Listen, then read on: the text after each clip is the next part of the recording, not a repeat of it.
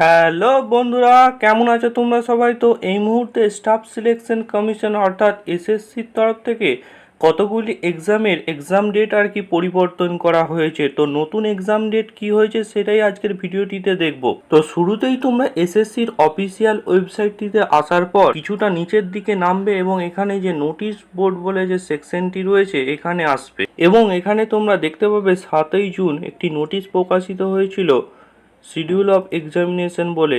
তো এটিতে তোমরা ক্লিক করো। শুরুতেই তোমরা দেখতে পাচ্ছ লেখা রয়েছে স্টাফ সিলেকশন কমিশন। এখানে তোমরা দেখতে পাচ্ছ দুটো এক্সামের ডেট পরিবর্তন করা হয়েছে। প্রথমে হচ্ছে selection post examination phase 12 2024 paper 1 সিবি। এখানে নতুন ডেটটি রাখা হয়েছে 20, 21, 24, 25, 26 জুন 2024 এবং দ্বিতীয় যে এক্সামটি রাখা হয়েছে সেটা হচ্ছে combine higher secondary level examination tier 1।